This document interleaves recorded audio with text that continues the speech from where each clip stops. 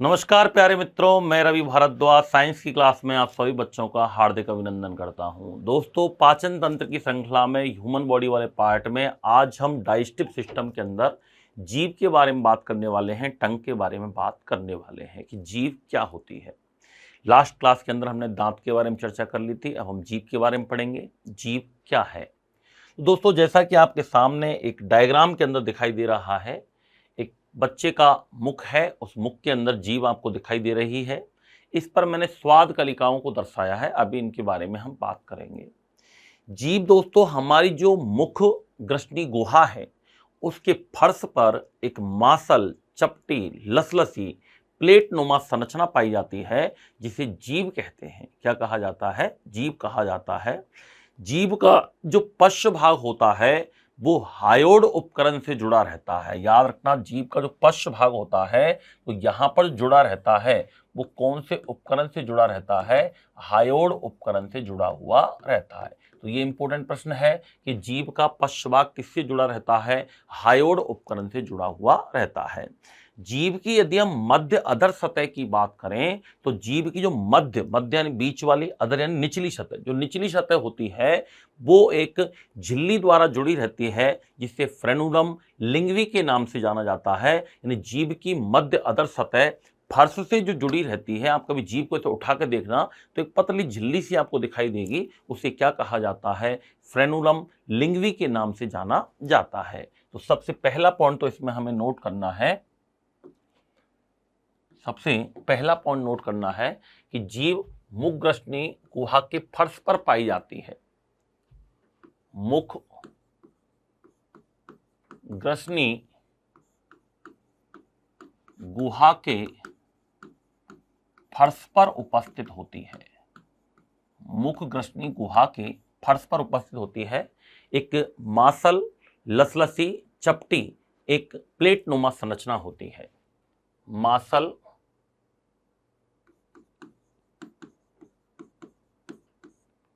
चपटी, लसलसी तथा प्लेट नुमा संरचना है। ये कैसी संरचना है? प्लेट नुमा संरचना के रूप में पाई जाती है। तो पहला मोस्ट इंपोर्टेंट पॉइंट तो हमारा कौन सा हो गया कि जीभ एक मांसल अंग है, मुख ग्रसनी गुहा के फर्श पर पाई जाती है। अगला पॉइंट हमें याद रखना है कि जीभ का पश्च भाग जो होता है वो हायोड उपकरण से जुड़ा हुआ रहता है। जीभ का जो पश्च भाग होता है वो किससे जुड़ा रहता है? हायोड उपकरण से जुड़ा हुआ रहता है, हायोड एपरेटस से जुड़ा रहता है। दूसरा इंपॉर्टेंट पार्ट। तीसरा है कि इसकी जो मध्य अधर सतह है वो एक फ्रेनुलम लिंगवी नामक झिल्ली के द्वारा जुड़ी हुई रहती है। जिसकी मध्य अधर सतह है, कौन सी सतह दोस्तों? मध्य अधर सतह। जो मिड रियर सरफेस है वो किससे जुड़ी रहती है? फ्रेनुलम लिंगवी नामक झिल्ली के द्वारा। फ्रेनुलम लिंगवी नामक झिल्ली के द्वारा, फ्रेनुलम लिंगवी नामक झिल्ली के द्वारा जुड़ी हुई रहती है। जीभ की सतह पर छोटी छोटी दोस्तों कई सारी दानेनुमा संरचनाएं पाई जाती हैं। क्या पाई जाती हैं? दानेनुमा संरचनाएं पाई जाती हैं। ये दानेनुमा संरचनाओं को कहा जाता है स्वाद कलिकाएं। क्या कहते हैं इनको? स्वाद कलिकाओं के नाम से जाना जाता है, या इनको टेस्ट वर्ड्स के नाम से जाना जाता है। ये स्वाद कलिकाएं क्या काम करती हैं दोस्तों? स्वाद का अनुभव कराती हैं। क्या कराती हैं ये? स्वाद का अनुभव कराने का कार्य करती हैं। स्वाद कलिकाएं क्या काम करती हैं? स्वाद का अनुभव कराती हैं। और जीभ एक स्वादेंद्रिय के रूप में काम करती है। हमारी 5 महत्वपूर्ण ज्ञानेंद्रियों में से एक है। इसके द्वारा स्वाद का अनुभव किया जाता है। स्वाद कलिकाओं की संख्या लगभग 10,000 के आसपास होती है। तो ये स्वादेंद्रिय है दोस्तों। क्या है ये? स्वादेंद्रिय है। और स्वादेंद्रिय का मतलब होता है कि टेस्ट का अनुभव कराती है, स्वाद का अनुभव कराने का कार्य करती है। टेस्ट का अनुभव कराती है। किसका अनुभव कराती है ये? टेस्ट का अनुभव कराती है। इसकी सतह पर छोटी छोटी जो दाने नुमा संरचनाएं हैं, छोटी छोटी जो दाने नुमा संरचनाएं होती हैं, इनको क्या कहा जाता है? स्वाद कलिकाएं कहते हैं। क्या कहते हैं? स्वाद कलिकाएं कहा जाता है, या इनको कहा जाता है टेस्ट वर्ड्स, और इनकी संख्या की बात करें तो स्वाद कलिकाओं की संख्या लगभग 10,000 होती है। कितनी होती है? 10,000 इनकी संख्या होती है। ये कहलाती हैं दोस्तों स्वाद कलिकाएं। एक क्वेश्चन आता है कि जीभ के अग्रभाग पर कौन से स्वाद की कलिकाएं होती हैं, पश्च भाग पर कौन से स्वाद की कलिकाएं होती हैं, पार्श्व भाग पर किस स्वाद की कलिकाएं होती हैं, और निचले भाग पर किस स्वाद की कलिकाएं होती हैं। तो जीभ का अग्रभाग दोस्तों हमेशा मीठे स्वाद का अनुभव कराता है। कौन से स्वाद का? मीठे स्वाद का। जबकि जीभ का पश्च भाग जो होता है, ये वाला जो पार्ट है, ये बिटर यानी कड़वे स्वाद का अनुभव कराता है। कौन से स्वाद का अनुभव कराता है? कड़वे स्वाद का अनुभव कराता है। जीभ का जो पार्श्व वाला भाग है, पार्श्व यानी अगल बगल वाला भाग, ये वाला भाग, और पार्श्व वाला भाग जो होता है ये खट्टे स्वाद का अनुभव कराता है। कौन से स्वाद का? खट्टा स्वाद। और जीभ का जो निचला भाग है, ये वाला भाग, ये सॉल्टी मीन्स नमकीन स्वाद का अनुभव कराता है। कौन से स्वाद का कराता है? नमकीन स्वाद का अनुभव कराता है। तो हमारी जो टंग होती है उसकी सरफेस पर टेस्ट वर्ड्स पाई जाती हैं। टेस्ट वर्ड्स, जीभ का जो अपेक्स पार्ट होता है उस पर स्वीट टेस्ट वर्ड्स होती हैं। जीभ का जो रेयर पार्ट होता है इस पर बिटर टेस्ट वर्ड्स होती हैं, कड़वी स्वाद की कलिकाएं होती हैं। जीभ का जो लेटरल पार्ट है वो खट्टे स्वाद का अनुभव कराता है, और निचला भाग जो होता है वो सॉल्टी नमकीन स्वाद का अनुभव कराता है। तो हम लिख सकते हैं कि जीभ का अग्रभाग, अगर हम बात करें कि जीभ का अग्रभाग, जीभ का अग्रभाग कौन से स्वाद का अनुभव कराता है? मीठे स्वाद का अनुभव कराता है। कौन से स्वाद का अनुभव कराता है? ये मीठे स्वाद का अनुभव कराता है। जीभ का पश्च भाग कड़वे स्वाद का कराता है। जीभ के पश्च भाग की यदि हम बात करें तो जीभ का पश्च भाग कौन से स्वाद का अनुभव कराता है? कड़वे स्वाद का अनुभव कराता है। दोस्तों आप टैबलेट लेते हो, सबसे ज्यादा कड़वी कब लगती है? जब पीछे जाती है। टैबलेट अपन जब अंदर निगलते हैं तब हमें सबसे ज्यादा कड़वेपन का एहसास होता है। यानी जीभ का पश्च भाग कड़वे स्वाद का अनुभव कराता है। जीभ का जो पार्श्व भाग होता है, पार्श्व भाग, ये खट्टे स्वाद का अनुभव कराता है। कौन से स्वाद का कराता है? खट्टे स्वाद का अनुभव कराता है। और जीभ का निचला भाग जो होता है, जीभ का निचला भाग जो होता है, ये दोस्तों नमकीन स्वाद का अनुभव कराता है। कौन से स्वाद का अनुभव कराता है? नमकीन स्वाद के अनुभव का कार्य करता है। तो जीभ की सतह पर छोटी छोटी क्या पाई जाती हैं मित्रों? दाने नुमा संरचनाएं पाई जाती हैं, जिनको क्या कहा जाता है? स्वाद कलिकाएं कहा जाता है।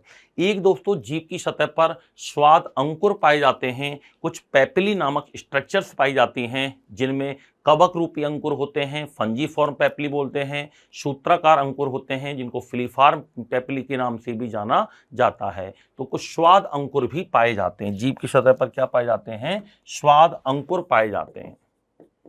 स्वाद अंकुर पाए जाते हैं। जीभ की सतह पर क्या पाए जाते हैं? स्वाद अंकुर, जिनको पेपिली कहा जाता है। क्या कहा जाता है? पेपिली के नाम से जाना जाता है। ये पेपिली कवक रूपी के रूप में पाए जाते हैं, सूत्राकार के रूप में भी पाए जाते हैं। तो दोस्तों एक तो ये कवक रूपी अंकुर के रूप में पाए जाते हैं। कैसे पाए जाते हैं? कवक रूपी अंकुर के रूप में होते हैं। यानी इनकी संरचना थोड़े फफूंद के नुमा होती है, कवक जैसी होती है। जीभ की पूरी सतह पर पाया जाता है, लेकिन इसकी जो मेन सांद्रता है वो जीभ के अग्रभाग पर ज्यादा होती है, और ये जीभ को गुलाबी रंग देते हैं। कौन सा रंग देते हैं? गुलाबी रंग देने का कार्य करते हैं। तो जीभ के अग्र सतह पर अधिक पाए जाते हैं। जीभ के अग्र सतह पर उपस्थित जो पेपिली होती हैं उन्हें क्या कहा जाता है? कवक रूपी अंकुर या फंजीफॉर्म पेपिली के नाम से जाना जाता है। क्या कहा जाता है इनको? फंजीफॉर्म पेपिली के नाम से जाना जाता है। फंजीफॉर्म पेपिली कहते हैं। ये जीभ के अग्र सतह पर पाई जाती हैं और ये जीभ को गुलाबी रंग प्रदान करती हैं। जीभ को गुलाबी रंग प्रदान करती हैं। जीभ को गुलाबी रंग प्रदान करने का काम कौन करता है? कवक रूपी अंकुर के द्वारा किया जाता है। अगर हम बात करें दोस्तों, सेकंड नंबर पर आते हैं हमारे, जिनको कहा जाता है सूत्राकार अंकुर। क्या कहा जाता है? सूत्राकार अंकुर। सेकंड नंबर पर आते हैं जिनको कहा जाता है सूत्राकार अंकुर। इनको इंग्लिश में कहते हैं फिलीफॉर्म पेपिली। क्या कहा जाता है इनको? फिलीफॉर्म पेपिली के नाम से जाना जाता है।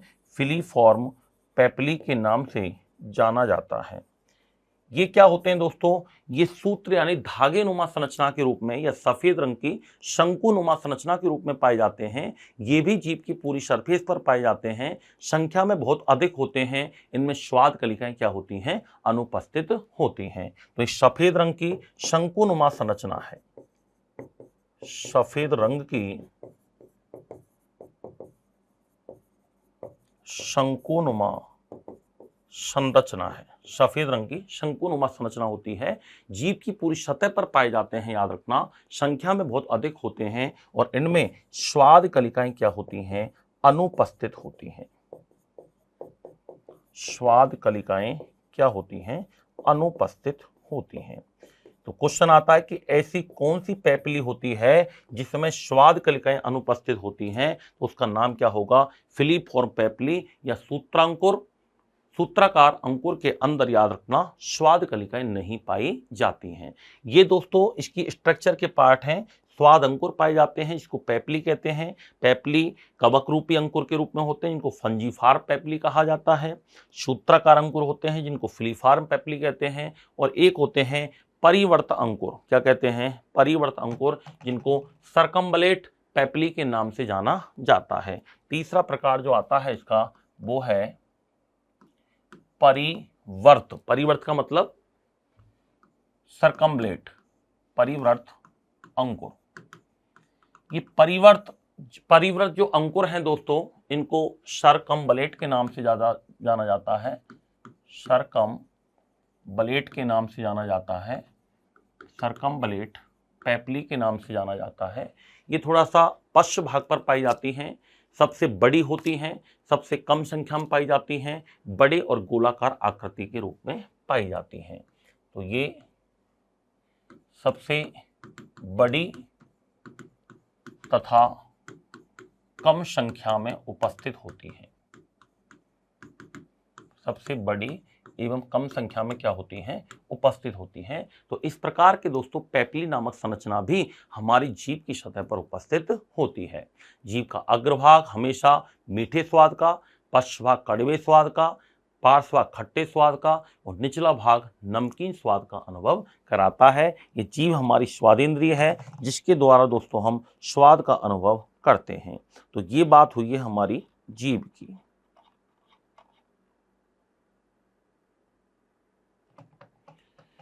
तो इस जीभ के बारे में हमने सारी चर्चा की है। छोटा सा पार्ट था, इंपॉर्टेंट है, याद रखना है। टेस्ट वर्ड्स पर क्वेश्चन यहां से पूछा जा सकता है।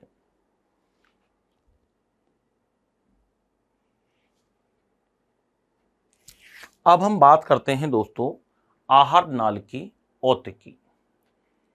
पाचन तंत्र का अब हम डायग्राम प्ले करेंगे। पाचन तंत्र में कौन कौन से पार्ट आते हैं, ये तो हमारी अभी मुखगुहा की बात हुई है दोस्तों, कि मुखगुहा में सबसे पहले भोजन का अंतर्ग्रहण विधि के द्वारा प्रवेश हुआ, दांतों के द्वारा काटा गया था, दांतों के द्वारा काटे जाने के बाद लार ग्रंथियों के द्वारा लार निकली, जीभ के द्वारा स्वाद ग्रहण किया गया था। अब हम क्या करेंगे दोस्तों?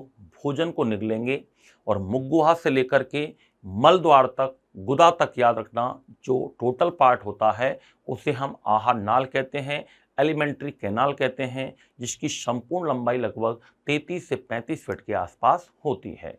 तो अब हम इसमें डायग्राम प्ले करेंगे कि पाचन तंत्र का डायग्राम कैसा होता है, कौन कौन से इसके पार्ट हैं, कौन कौन से पार्ट में क्या क्या हमें चर्चा करनी है। आइए सारी चर्चा अब हम इस क्लास में करते हैं।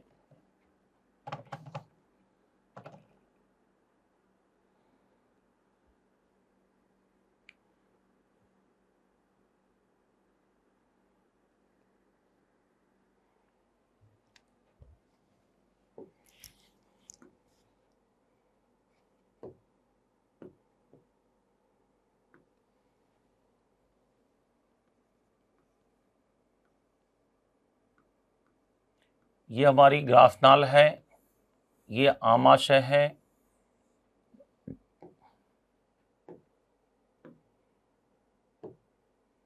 ये इधर ये हमारा लीवर है, ये हमारा पित्ताशय है, आगे जा करके ये हमारी यहां से छोटी आंत स्टार्ट होती है, यहां पर एक छोटी सी ग्रंथि पाई जाती है, इसको अग्नाशय कहते हैं।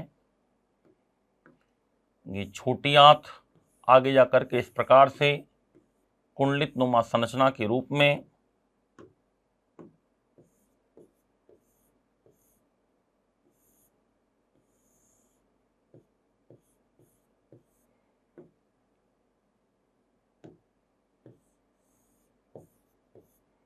ये छोटी आंत वाला पार्ट है।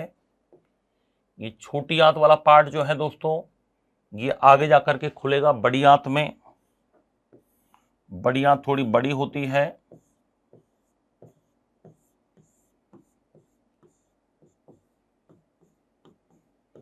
और ये बड़ी आंत लास्ट में जाकर के मलद्वार में खुल जाती है। एक पार्ट हमारा यहां पर होता है, इसको सीकम या अंदनाल कहते हैं। इसकी जस्ट पास में ही अपेंडिक्स पाई जाती है। आइए इसका एक बार हम नामांकन कर लेते हैं। सबसे पहले दोस्तों हम बात करते हैं, ये है मुख वाला पार्ट जिसको माउथ कहते हैं। अंदर वाला पार्ट है मुखगुहा, जिसको कहा जाता है बकल कैविटी।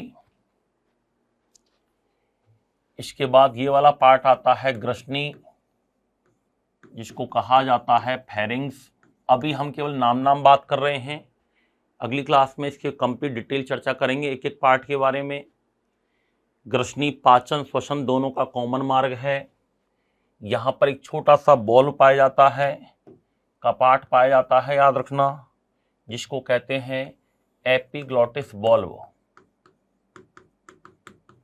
एपिग्लॉटिस वॉल्व कहते हैं, जो कि भोजन के कणों को श्वास नली में जाने से रोकता है। अभी केवल मैं इसका नामांकन कर रहा हूं, डिटेल अभी हम आगे पढ़ेंगे। ये वाला पार्ट है हमारा, जिसको कहते हैं ग्रासनाल, या इसको कहा जाता है ग्रशिका, जिसको ईसोफेगस के नाम से जाना जाता है। एपिग्लॉटिस वॉल्व को घाटी ढक्कन कहते हैं, हिंदी में घाटी ढक्कन कहा जाता है इसको। ग्रासनाल आगे जाकर खुलता है आमाशय में। आमाशय के 3 पार्ट हैं। ऊपर वाला पार्ट कहलाता है कार्डियक, बीच वाला पार्ट कहलाता है फंडस, और लास्ट वाला पार्ट कहलाता है पाइलोरिक या पाइलोरस। और इन तीनों पार्ट को मिलाकर के आमाशय के नाम से जाना जाता है। कौन से पार्ट में क्या क्या होता है, ये सारी चर्चा हम करने वाले हैं। आहार नाल की हिस्टोलॉजी के बारे में भी हम पढ़ेंगे, कौन कौन सी लेयर पाई जाती हैं।